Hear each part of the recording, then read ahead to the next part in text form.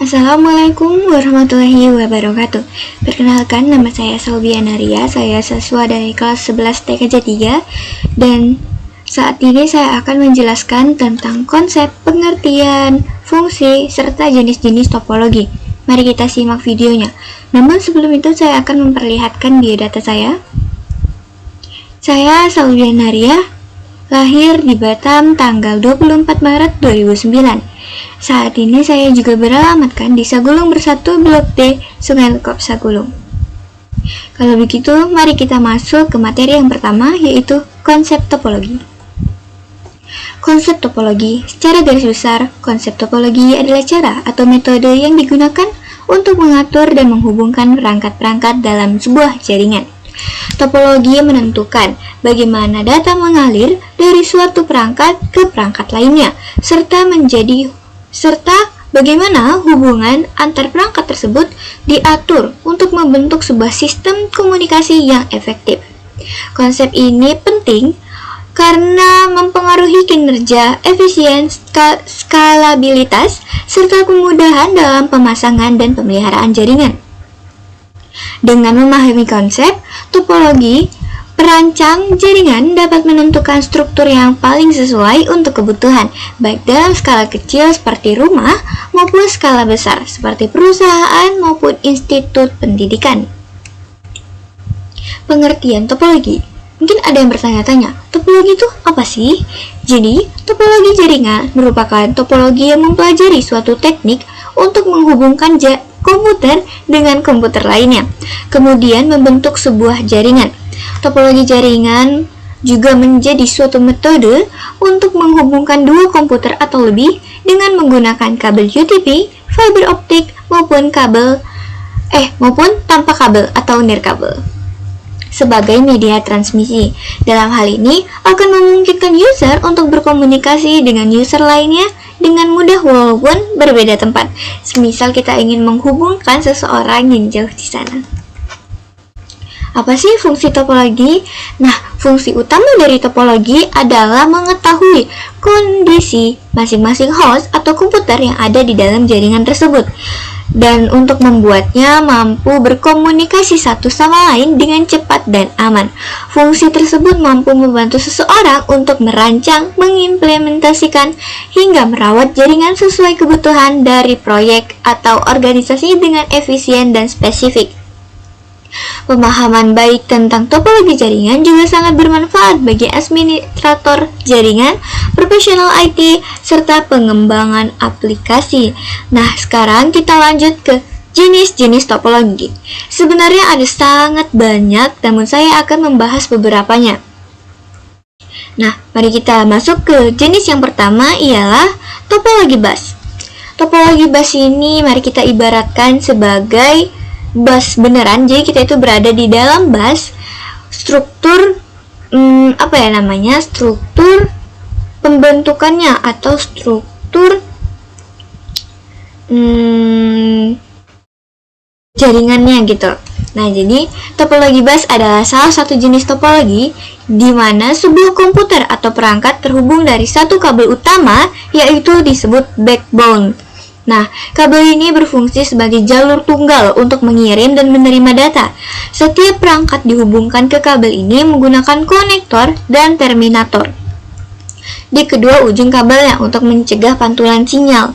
Nah, jadi ibaratkan di dalam bus hanya ada satu kabel utama yang disebut backbone tadi, yang menghubungkan semua perangkat-perangkat di sekitarnya. Kebayangkan? Jadi kita masuk ke cara kerja, kelebihan dan kekurangannya.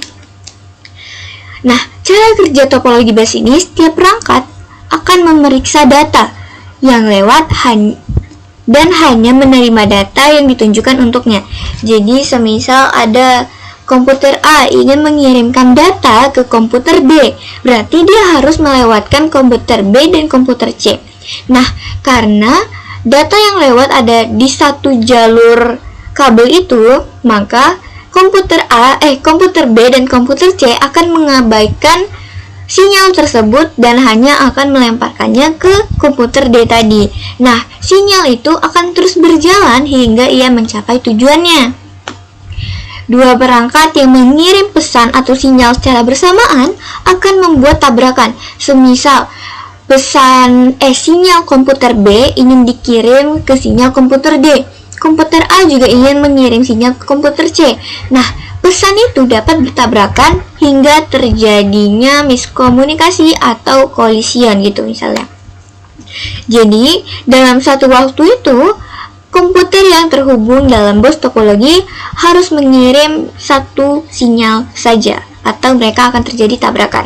Nah, kelebihan dari bus topologi ini yaitu penambahan workstation dan klien baru lebih mudah. Jadi kalau misalnya udah ada 4 komputer dalam bus topologi itu dan mau ditambah 1 menjadi 5, itu mudah aja karena tinggal disambungkan. Nah, bus topologi ini juga sangat sederhana dan mudah digunakan dan memiliki biaya instalasi yang cukup murah karena hanya memiliki sedikit kabel yang digunakan. Nah, namun memiliki kekurangan yang cukup signifikan karena pengiriman juga penerimaan data kurang efisien, rentan terjadi tabrakan arus, sulit dikembangkan, serta rentan terjadi masalah pada workstation jika ada kabel yang putus. Jadi jika satu kabel yang terjadi di antara bus topologi ini ada masalah atau rusak, maka dampaknya akan terjadi keseluruhan komputer yang tersambung gitu. Kita masuk ke topologi jenis yang kedua, yaitu star topologi. Star topologi adalah jenis topologi jaringan di mana sebuah perangkat kayak komputer, printer, dan lain sebagainya terhubung ke satu titik pusat, biasanya berupa hub atau switch. Titik pusat ini berfungsi sebagai pengatur lalu lintas data antar perangkat. Topologi ini banyak digunakan dalam jaringan lokal atau LAN karena stabil dan mudah dikelola. Jadi, kalau kalian pernah melihat ada satu misalnya switch atau hub besar di tengah-tengah sebuah topologi.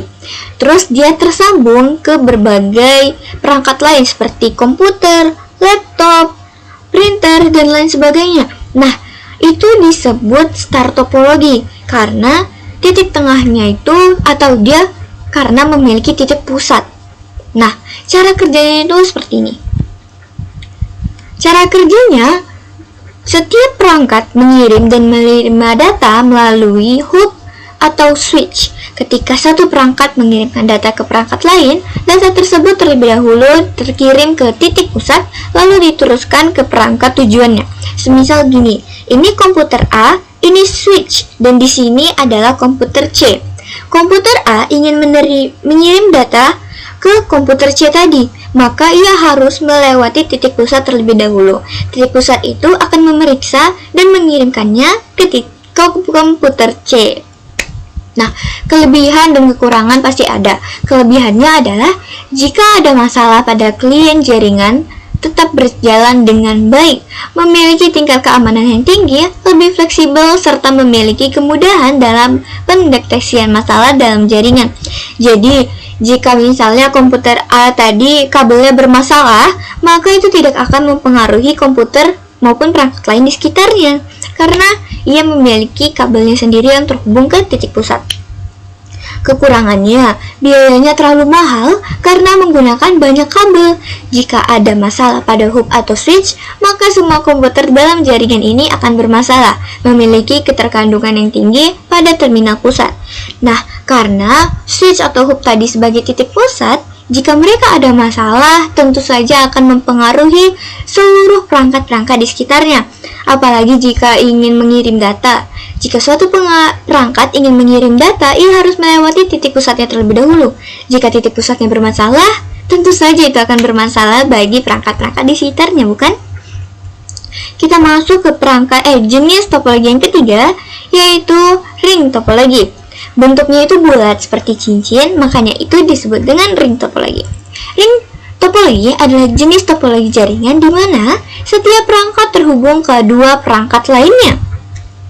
Membentuk lingkaran seperti sebuah cincin, data dalam jaringan ini mengalir dari satu perangkat ke perangkat berikutnya, searah atau dua arah, tergantung jenis ring yang digunakan. Karena topologi ini berbentuk cincin, dia akan mengalir searah. Semisal kelompok. Semisal komputer C ingin mengirim data ke kelompok D, ia harus searah melewati komputer B dan C tadi. Nah, ada pula topologi atau perangkat dari topologi ring yang alirannya dua arah. Mungkin dia bisa misalnya dari kelompok komputer A ingin mengirim data ke kelompok D. Ia bisa melewati komputer A, B, C, D atau E, F, G ataupun kayak ya sesuai kebutuhannya. Oke, jadi cara kerjanya begini. Data dikirim dalam bentuk token atau sinyal yang berjalan melingkar dari satu perangkat ke perangkat lainnya. Ingat, di sini melingkar. Nah, setiap perangkat menerima data dan meriksa alamatnya. Jika bukan untuknya, data tersebut akan diteruskan ke perangkat berikutnya hingga sampai tujuan. Karena perangkat terlibat dalam proses ini, maka pengiriman data harus mengikuti urutan dalam lingkaran. Penjelasannya begini. Komputer A ingin mengirimkan data ke komputer D yang masing-masing memiliki alamatnya sendiri.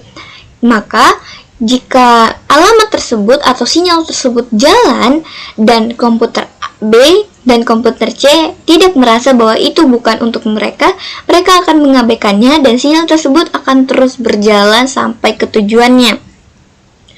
Nah, adapun kelebihannya yaitu performa koneksi yang baik, biaya instalasi yang cukup murah dengan proses konfigurasi yang mudah, serta implementasi cukup mudah dilakukan. Yang kekurangannya adalah troubleshooting yang cukup sulit, rentan terjadi tabrakan arus data, serta koneksi keseluruhan akan terganggu jika satu koneksi bermasalah. Ini agak mirip-mirip dengan topologi bus, karena ia bergantung pada satu kabel atau satu arah tertentu. Oke, kita masuk ke topologi yang keempat atau yang selanjutnya, yaitu tree topologi. Seperti namanya itu tuh membentuk pohon, dia itu jadi ada titik pusatnya namun memiliki cabang-cabang yang sangat banyak. Pengertiannya itu, dalam topologi ini, perangkat-perangkat jaringan diatur dalam struktur bercabang seperti pohon. Dimulai dari satu jalur utama atau backbone yang terhubung ke beberapa node pusat, hub atau switch, kemudian bercabang lagi ke perangkat lainnya. Topologi ini sering digunakan untuk jaringan skala besar seperti di perkantoran, sekolah, ataupun universitas. Seperti namanya itu kan tadi saya bilang ini topologi bus yang memiliki topologi tree, yang memiliki banyak cabang. Jadi tentu saja ini dapat memampuni kebutuhan dalam skala besar. Cara kerjanya, dalam topologi tree, data akan mengalir dari satu node ke node lainnya atau dari satu perangkat ke perangkat lainnya melalui jalur utama dan hub atau switch. Setiap cabang memiliki pusat distribusi, biasanya berupa switch. Nah, yang bertugas mengatur dan meneruskan data ke perangkat dalam cabangnya. Semisal nih, di atas ini sebenarnya masih ada satu titik pusat atau perangkat yang lebih besar cangkauannya. Nah, data tersebut akan mengirimkan sinyal ke switch.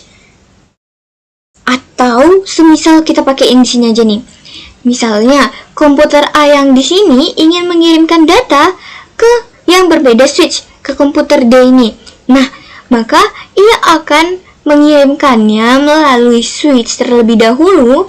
Switch akan menerimanya dan mengirimkannya ke switch lainnya. Switch lainnya inilah yang akan menghubungkan atau mengirimkannya ke komputer D tadi. Nah, jadi emang agak sulit nampaknya, tapi ini adalah salah satu topologi yang sangat mudah pengaturan datanya. Kelebihannya adalah mudah dikembangkan menjadi topologi yang lebih luas, susunan terpusat secara hierarki sehingga lebih mudah dalam pengaturan data. Kekurangannya, memiliki biaya instalasi yang sedikit mahal karena banyak menggunakan kabel. Memiliki kinerja jaringan yang lambat. Jika ada masalah pada bagian atas komputer, maka bagian bawah juga terkena dampak. Kabel backbone menjadi sentral dari topologi ini. Nah, jadi misalnya switch-nya itu bermasalah, maka itu juga akan mempengaruhi perangkat-perangkat yang lainnya. Maka dari itu sebenarnya topologi ini saling bergantung pada satu sama lain, entah itu perangkat dari perangkat switch komputer maupun hubnya tadi, maupun dari kabel-kabelnya. Kita lanjut ke topologi berikutnya, yaitu hybrid topologi. Hybrid topologi ini bisa dibilang kayak gabungan dari berbagai topologi yang ada. Misalnya, ini ada di sini mesh topologi, itu belum kita bahas tapi akan kita bahas selanjutnya. Mesh topologi ini memiliki sambungan atau tersambung ke bus topologi.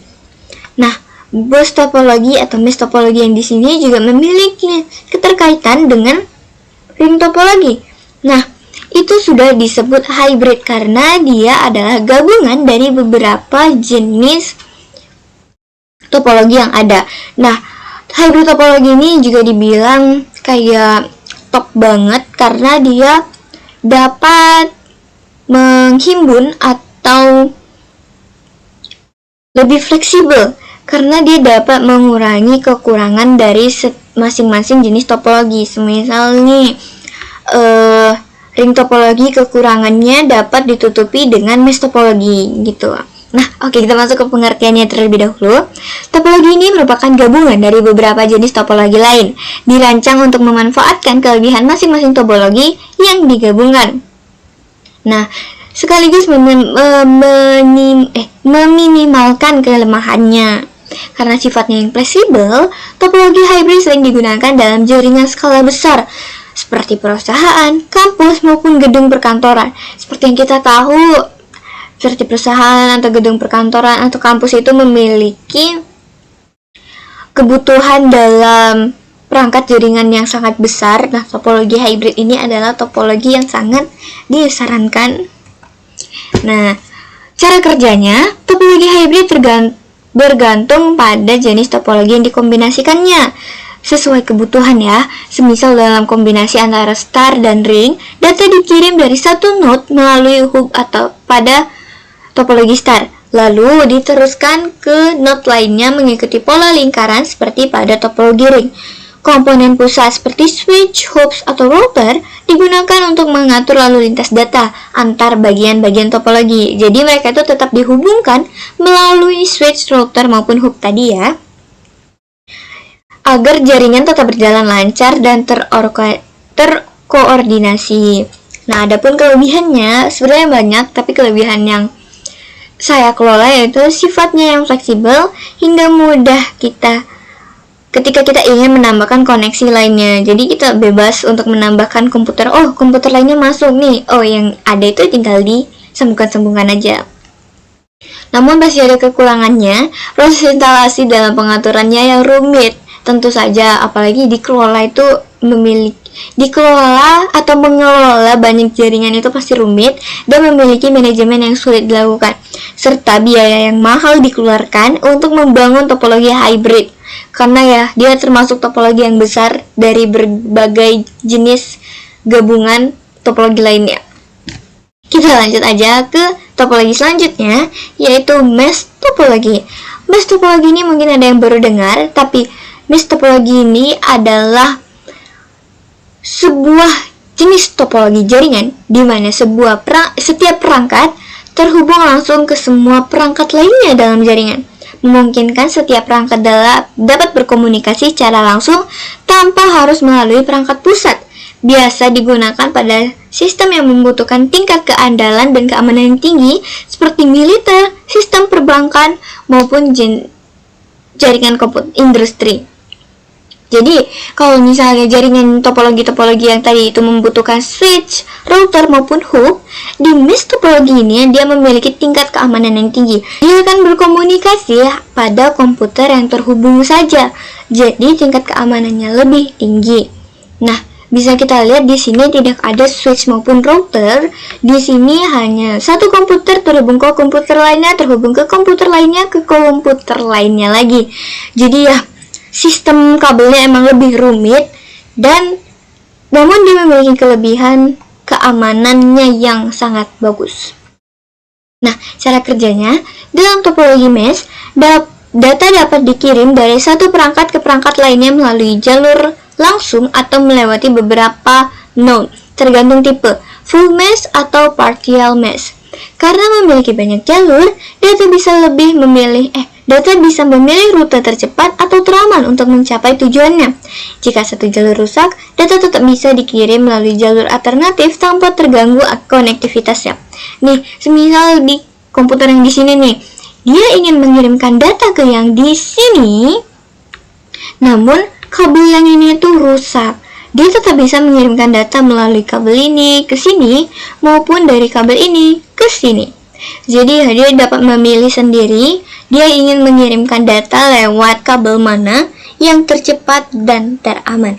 Kelebihannya adalah keamanan data yang baik, bandwidth limit yang besar, tidak terjadi tabrakan arus karena memiliki jalur pengiriman data yang banyak. Seperti kita lihat tadi, kabelnya sangat banyak ya. Kekurangannya, penggunaan kabel yang cukup banyak, biaya yang cukup mahal karena instalasinya yang rumit. Apalagi ada beberapa kabel yang pastinya susah untuk diatur, jadi kita benar-benar harus merawat topologi ini dengan sangat baik. Kita masuk ke topologi yang terakhir yang akan kita bahas saat ini, yaitu linear topology.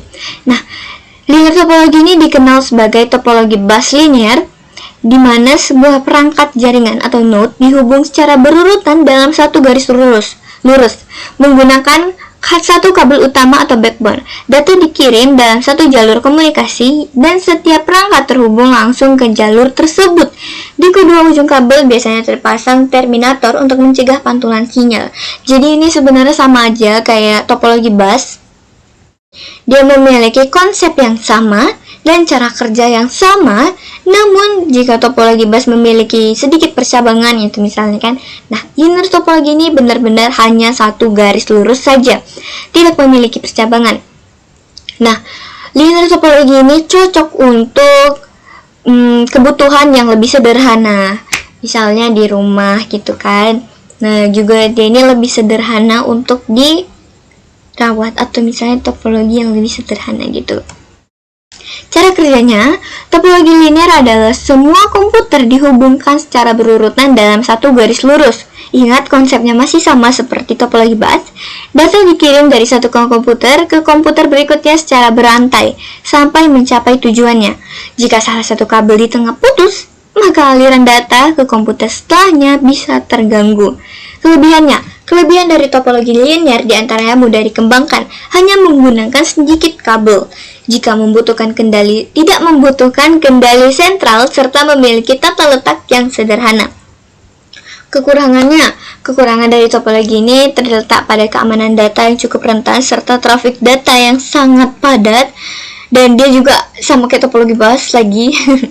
Dia hanya bisa mengirim satu sinyal dalam satu waktu. Oke, sudah selesai penjelasan tentang konsep, pengertian, fungsi, serta jenis-jenis topologi. Saya harap semoga kalian mengerti dengan penjelasan saya. Sekian dari saya. Wassalamualaikum warahmatullahi wabarakatuh.